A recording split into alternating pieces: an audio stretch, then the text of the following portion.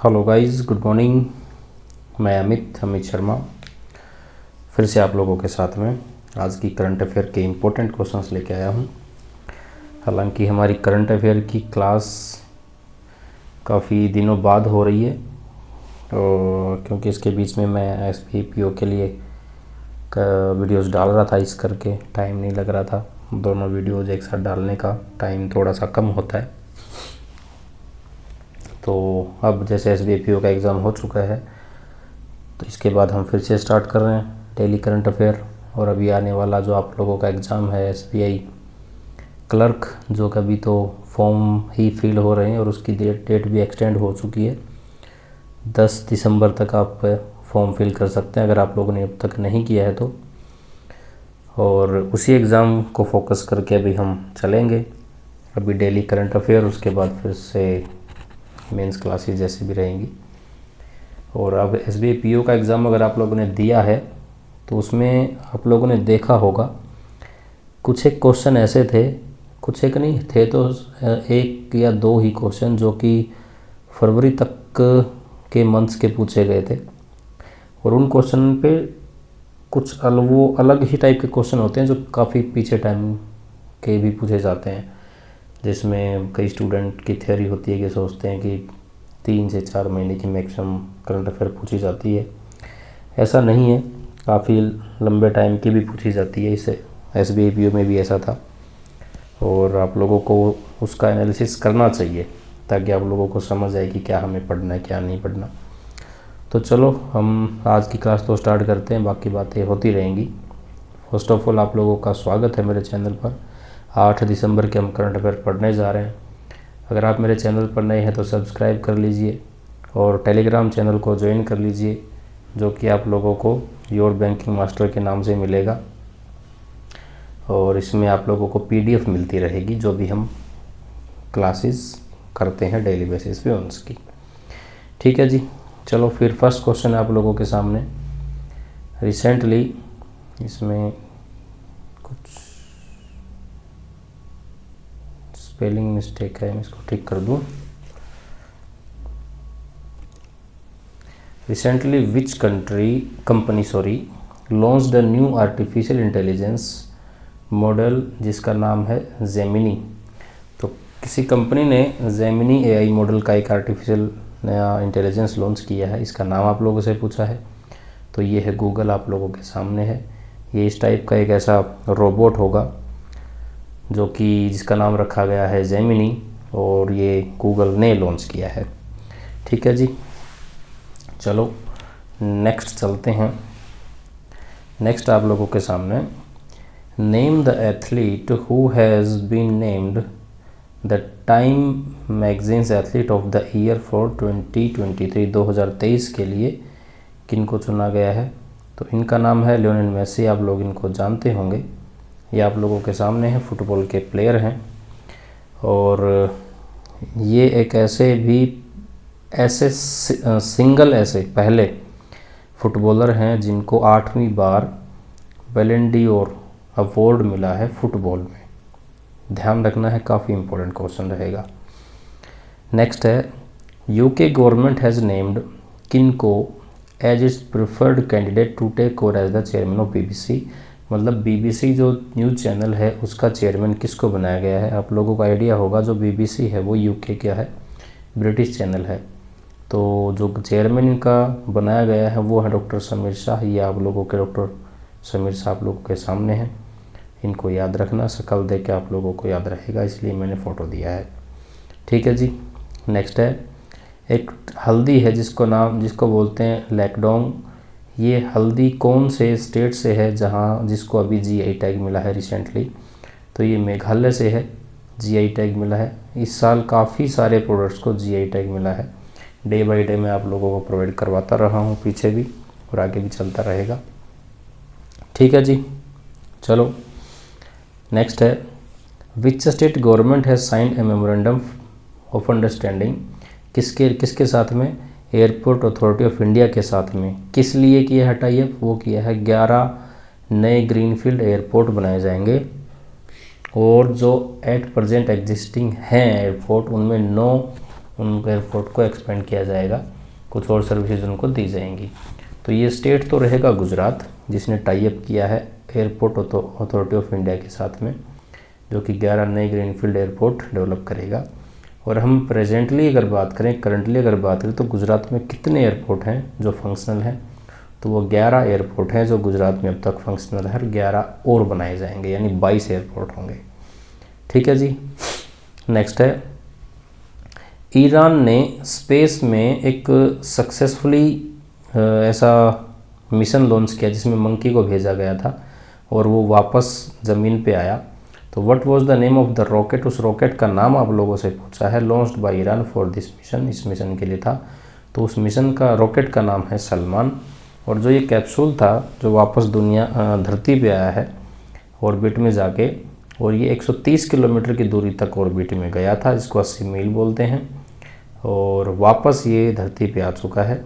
और इसका जो वज़न था, इसका 500 केजी का वज़न था।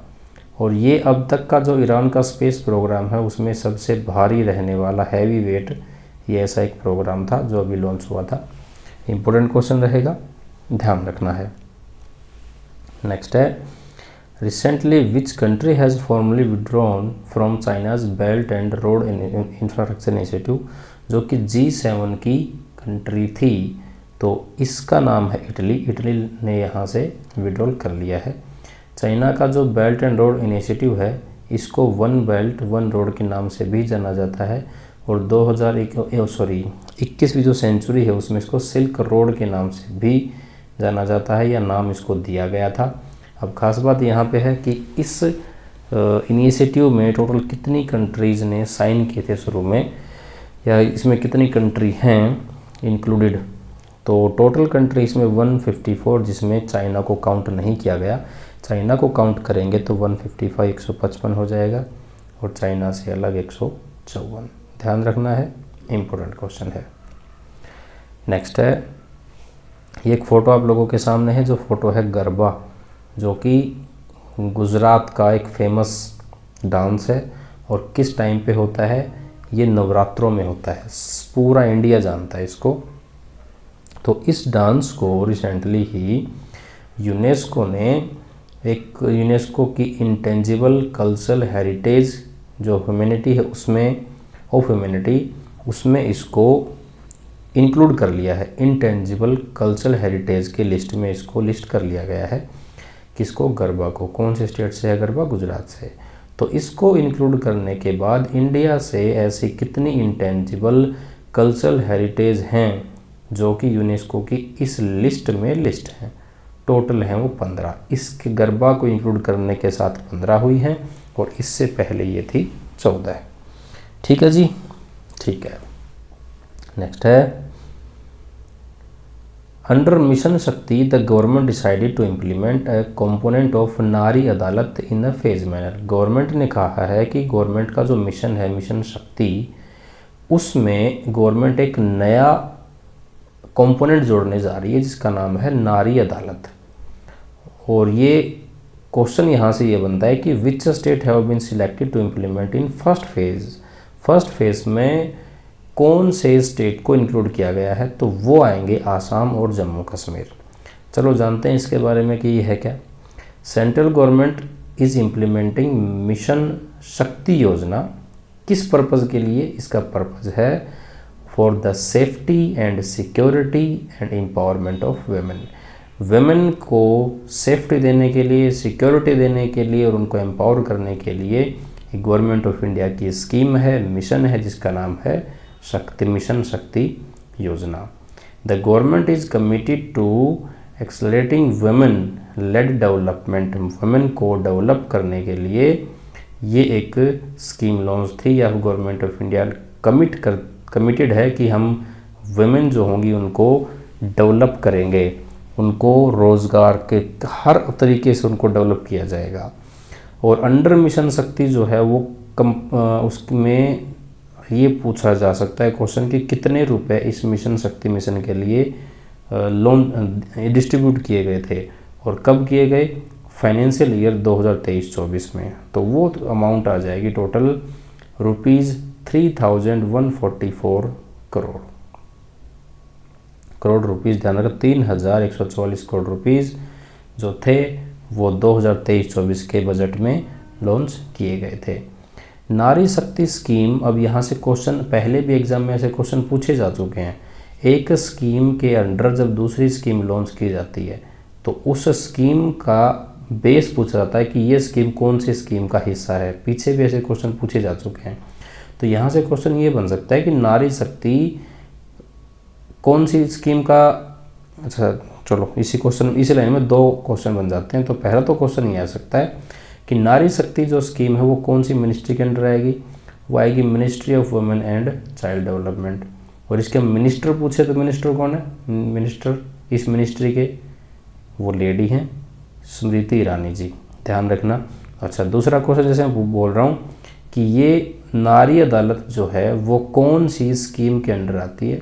तो गवर्नमेंट ऑफ इंडिया का जो मिशन था, जैसे यहाँ पे जो लिखा है आप लोगों के सामने, मिशन शक्ति के अंडर नारी अदालत स्कीम को लॉन्च किया गया था। डेडिकेटेड वही सेम अगेन किसके लिए था, डेडिकेटेड किसको डेडिकेट करती है, तो वो वुमेन के लिए, सेफ्टी सिक्योरिटी और एम्पावरमेंट के लिए। अब यहाँ पे खास बात ये ध्यान रखनी है कि नारी शक्ति जो होगी वो हर एक विलेज में एक अदालत में टोटल कितने मेंबर होंगे, एक अदालत में कम से कम 7 से 9 मेंबर्स होंगे, ठीक है। जिसमें से आधी जो होंगी वो ग्राम पंचायत, जो जिस भी ग्राम पंचायत में नारी अदालत लॉन्च की जाएगी वहाँ से होंगे। और उसके बाद आधी जो वुमेन होंगी वो उस एरिया में सोशल स्टैंडिंग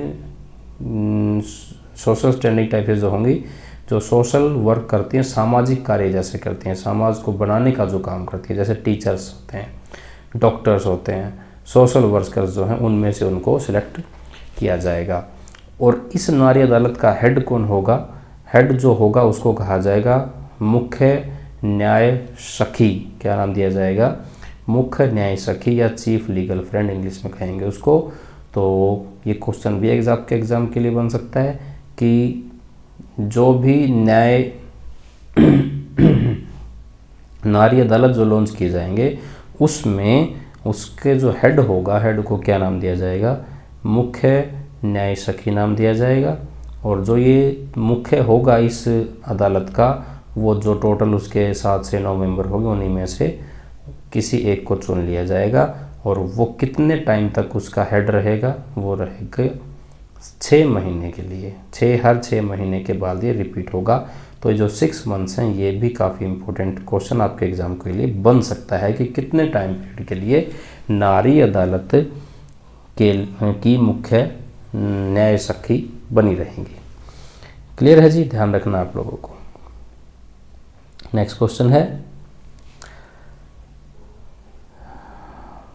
ONDC ने कोलैबोरेशन किया है गूगल के साथ में, Google cloud India, handler in India, Paytm, protium और स्टार्टअप इंडिया जो है, इन सब के साथ में वो एक इनिशिएटिव है स्पेशल टाइप का जिसको नाम दे दिया गया बिल्ड फॉर भारत। इस इनिशिएटिव के लिए ONDC ने टाई अप किया है इन सब कंपनीज के साथ में। किसके लिए, उसका ऑब्जेक्टिव क्या है, ऑब्जेक्टिव है वो to tackle diverse challenges in digital commerce. पहले फर्स्ट ऑफ ऑल आप ये बताओ, आप लोगों को ONDC का पता है क्या चीज़ है, मोटी भाषा में बताता हूँ। ये एक ऐसा चैनल है गवर्नमेंट ऑफ इंडिया का जहाँ पे आप लोग अलग अलग कॉमर्स साइट से, कॉमर्स प्लेटफॉर्म से एक ही जगह पे कोई भी प्रोडक्ट परचेज कर सकते हो। ये गवर्नमेंट ऑफ इंडिया का इनिशिएटिव था। इस प्लेटफॉर्म पे सेलर और बायर के बीच में कोई भी मीडिएटर नहीं होता है, इसीलिए इसको लॉन्च किया गया था ताकि कमीशन किसी थर्ड पर्सन को ना जाए, ज़्यादा से ज़्यादा पैसा जो प्रोड्यूसर है उसको मिले और कम पैसा पे करना पड़े परचेजर को, जो परचेज करने वाला है। तो इसी के लिए जो भी जितने टाइप के चैलेंजेस हैं उन चैलेंजेस को अबोलिश करने के लिए, उनसे निपटने के लिए, उनका सामना करने के लिए ONDC ने टाई अप किया है गूगल क्लाउड इंडिया के साथ में, क्योंकि ये सब एक डिजिटल कंपनियां हैं, डिजिटल पेमेंट कंपनियां हैं, कई अलग अलग काम करती हैं। तो वो सब मिलके इन सब प्रॉब्लम्स का सॉल्यूशन करेंगे। और इस मिशन को, इस इनिशिएटिव को नाम दे दिया गया बिल्ड फॉर भारत। इम्पोर्टेंट रहेगा, मोस्ट इम्पोर्टेंट, ध्यान रखना है। नेक्स्ट है, यूपी का जो फिरोज़ाबाद सिटी है उस सिटी का नया नाम, हालांकि अभी डिक्लेयर नहीं हुआ है लेकिन पास हो चुका है, वो आएगा चंद्रनगर। फिरोज़ाबाद को अब से किस नाम से जाना जाएगा, इन फ्यूचर में जाना जाएगा चंद्रनगर के नाम से। और फिरोज़ाबाद किस लिए फेमस है, बैंगल्स, चूड़ियाँ जो हैं उनके लिए फिरोज़ाबाद सिटी यूपी की काफ़ी फेमस है। ठीक है जी। नेक्स्ट है, ministry of Panchayati Raj has launched which geographic information system, GIS इसको बोलेंगे एप्लीकेशन। तो उस एप्लीकेशन का नाम है ग्राम मानचित्र को मैप को मानचित्र बोलते हैं, ग्राम मानचित्र। हम आपको लिखा तो मैंने आप लोगों के सामने इंग्लिश में भी, लेकिन मोटी भाषा में समझाता हूँ।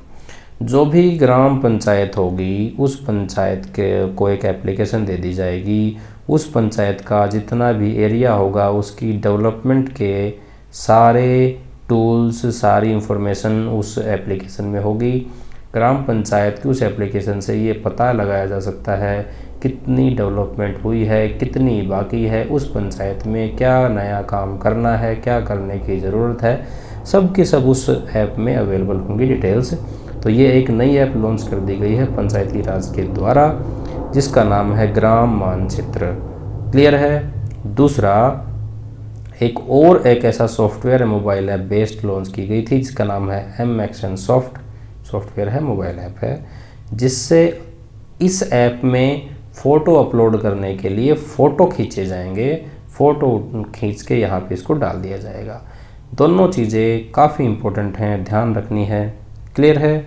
ठीक है जी। नेक्स्ट है, who is the writer of the book, जिसका नाम है Zeba an accidental super hero. तो इस बुक के राइटर जो हैं वो जो बॉलीवुड एक्टर एक्ट्रेस जो हैं हुमा कुरैशी, इन्होंने पहली अपनी बुक लिखी है।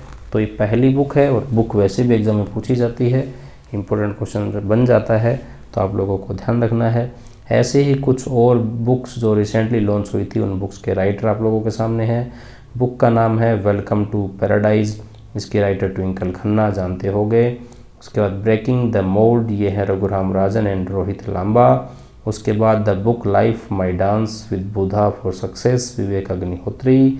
The day I became a runner, S Chattopadhyay हैं। उसके बाद tales from the home of veggies and wiggles, ये हैं V Raghavan. Important books and authors हैं, आप लोगों को ध्यान रखने हैं। नेक्स्ट एंड लास्ट क्वेश्चन है आज के लिए। तो ये जैसे आप लोगों को पता होगा, रिसेंटली 4 स्टेट में जो क्या हुए थे, इलेक्शन हुए थे। 3 में बीजेपी जीती है, 1 में कांग्रेस ने वहाँ का CM बना दिया गया है। यही क्वेश्चन आप लोगों के सामने है। तेलंगाना का नया CM कौन बना, वो है मिस्टर A रावनाथ रेड्डी। ये हैं मिस्टर A रावनाथ रेड्डी। और ये आप लोगों के सामने जो दूसरे हाथ उठाए खड़े हैं, इनका नाम है भट्टी विक्रमार्का मल्लू। ये यहाँ के डिप्टी CM बने हैं। और ये हैं आप लोगों के सामने लेडी, ये लेडी हैं वहाँ की गवर्नर, जिनका नाम है doctor Tamilisai Soundararajan. Important question है, ध्यान रखना है। इस इलेक्शन में कांग्रेस ने 64 सीट्स जीती हैं और सबसे बड़ी पार्टी बन के उभरी थी, इसलिए यहाँ पे इसने गवर्नमेंट बना ली है। ठीक है जी। तो ये थे आज के कुछ इम्पोर्टेंट क्वेश्चंस जो हम लोगों ने डिस्कस किए। अगेन आप लोगों का थैंक यू, आप लोगों ने मेरी वीडियो वॉच की। दूसरा, आप लोगों से रिक्वेस्ट है, आप वीडियो को शेयर कीजिए अपने दोस्तों के साथ में और चैनल को सब्सक्राइब कर लीजिए। और सबसे इम्पोर्टेंट रहेगा उसके साथ में आप टेलीग्राम चैनल को भी ज्वाइन कर लीजिए, क्योंकि ये ज्वाइन करने से आप लोगों को सारी की सारी क्या आएंगी PDF file time to time मिलती रहेंगी, जो कि आप लोगों को रिवीजन में हेल्प करेंगी। ठीक है जी। तो आज के लिए मेरी साइड से इतना ही रहेगा। Thank you very much. मिलेंगे हम नेक्स्ट क्लास में, तब तक के लिए बाय बाय।